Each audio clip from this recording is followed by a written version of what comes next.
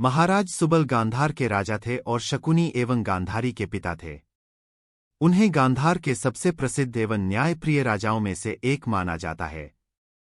सुबल का विवाह सुधर्मा नामक राजकुमारी से हुआ, जिनसे उन्हें 5 पुत्र एवं 1 पुत्री की प्राप्ति हुई। हालांकि इन पुत्र पुत्रियों का वर्णन महाभारत और अन्य ग्रंथों में अलग अलग है।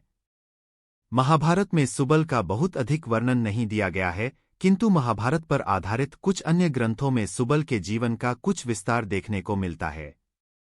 आज को अफगानिस्तान है, वही उस काल में गांधार कहलाता था। आज का कंधार वास्तव में गांधार का ही अपभ्रंश है। महाभारत के अनुसार सुबल के 7 पुत्र एवं 1 पुत्री थी। सुबल और सुधर्मा के पुत्र थे गए, गवाक्ष, वृषभ, चाम्वर्त, अजर्व, शुक एवं शकुनी। सुबल की सबसे छोटी और एकमात्र पुत्री का नाम गांधारी था। शकुनी सभी पुत्रों में सबसे छोटा एवं गांधारी से बड़ा था। महाभारत में ऐसा वर्णन है कि शकुनी के सभी भाई एवं उसके सभी पुत्र महाभारत के युद्ध में लड़े थे, किंतु उसके सबसे छोटे पुत्र को छोड़कर उसके सभी पुत्र और भाई युद्ध में अर्जुन और उसके पुत्र इरावन के हाथों मारे गए। जब अंबिका पुत्र धृतराष्ट्र युवा हुए तो भीष्म उनके लिए सुयोग्य कन्या की खोज करने लगे। उस समय आर्यावर्त में गांधारी रूप एवं गुण में सर्वश्रेष्ठ थी। तब भीष्म उसका हाथ मांगने गांधार पहुंचे। यहां पर हमें कुछ ग्रंथों में भिन्नता मिलती है।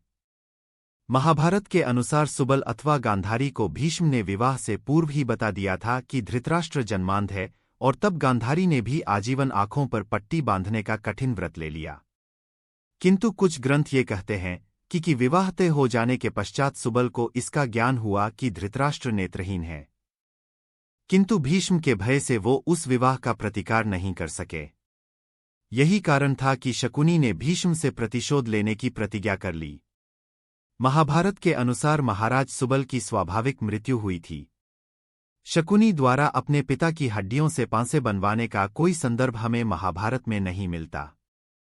हालांकि ये सत्य है कि अपने अंतिम समय भी सुबल शकुनी को गांधार वापस लाने में सफल नहीं हुए और शकुनी हस्तिनापुर में रहते हुए ही अपने पुत्र उलूक के माध्यम से गांधार राज्य का शासन चलाता रहा। हालांकि कुछ अन्य ग्रंथों में हमें सुबल के विषय में अलग कथा ही जानने को मिलती है। सुबल के बारे में जो कोई भी ग्रंथ है, उनमें से सबसे प्रमुख है कन्नड़ भाषा में लिखा हुआ ग्रंथ यक्षगान। इसमें हस्तिनापुर को हस्तिनपुरी के नाम से वर्णित किया गया है। इसके अनुसार सुबल अपनी पुत्री का विवाह धृतराष्ट्र से नहीं करना चाहते थे क्योंकि वे नेत्रहीन थे, किंतु भीष्म ने उन्हें उस विवाह के लिए विवश किया और भीष्म के भय से उन्होंने इस विवाह की स्वीकृति दे दी। इस ग्रंथ के अनुसार गांधारी ने भी क्रोध के वश में आकर अपने आंखों पर पट्टी बांध ली, जिसे देखकर शकुनी ने हस्तिनपुर के नाश की प्रतिज्ञा कर ली। इस ग्रंथ के अनुसार महाराज सुबल के 5 पुत्र सुबल, अचल, विशाखा, वृहद्वल एवं शकुनी थे। उनकी एक पुत्री गांधारी थी। इस ग्रंथ में एक और अद्भुत कथा मिलती है कि गांधारी का एक विवाह पहले हो चुका था और विवाह के प्रथम दिन ही उसके पति की अकाल मृत्यु हो गई। गांधारी विधवा है, ये बात महाराज सुबल ने धृतराष्ट्र को नहीं बताई, किंतु विवाह के पश्चात किसी प्रकार धृतराष्ट्र को इस सत्य के विषय में पता चला। तब उसने क्रोध में सुबल, उसकी पत्नी एवं सभी पुत्रों को कारागार में बंद कर दिया। वहां भोजन में उन सभी को केवल 1 मुट्ठी चावल दिया जाता था। तब सुबल और उसके पुत्रों ने स्वयं भूखा रहकर सारा भोजन शकुनी को देना आरंभ किया ताकि उनका कम से कम 1 पुत्र जीवित रहे। सुबल ने कुछ सिद्धियां अर्जित की थी। जब सुबल की पत्नी और उनके सभी पुत्र मारे गए तब सुबल ने शकुनी को कहा कि उनकी मृत्यु के बाद वो उनकी अस्थियों के पांसे बनवा ले जो सदैव उनका कहा मानेंगे। मृत्यु के पूर्व सुबल ने धृतराष्ट्र से शकुनी को जीवित छोड़ने की प्रार्थना की, जो उसने मान ली। सुबल की मृत्यु के पश्चात धृतराष्ट्र ने कहा कि वो हस्तिनापुर में रह सकता है या फिर गांधार वापस लौट सकता है, किंतु अपने परिवार पर हुए अत्याचारों का प्रतिशोध लेने के लिए वो हस्तिनापुर में ही रह गया। इसी कथा से मिलती जुलती कहानी हमें एक और दक्षिण भारतीय ग्रंथ में मिलती है। उसके अनुसार जब गांधारी का जन्म हुआ तो ज्योतिषों ने महाराज सुबल को बताया कि गांधारी के विवाह के बाद उसके पति की अकाल मृत्यु हो जाएगी क्योंकि वो मांगलिक थी। इस कारण सुबल ने गांधारी का विवाह एक भेड़े के साथ करवा दिया।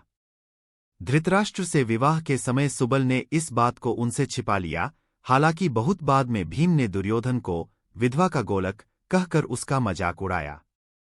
इस पर क्रोधित हो दुर्योधन ने सुबल, उनकी पत्नी और शकुनी सहित उनके सभी पुत्रों को कारागार में डलवा दिया।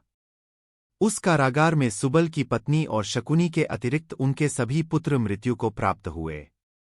सुबल ने कुछ सिद्धियां अर्जित की थी और उन्होंने शकुनी से कहा कि उनके मरने के बाद वो उनकी अस्थियों से एक पासा बनवा ले। वो पासा उसकी इच्छा अनुसार ही चलेगा। उनकी इस बातों को दुर्योधन ने सुन लिया और इसका लाभ लेने हेतु शकुनी को स्वतंत्र कर दिया और अपना मंत्री बनवा लिया। किंतु शकुनी अपने परिवार की दुर्दशा का प्रतिशोध लेना चाहता था, इसीलिए वो सदा के लिए वही रहा और अंततः कुरुवंश के नाश का कारण बना।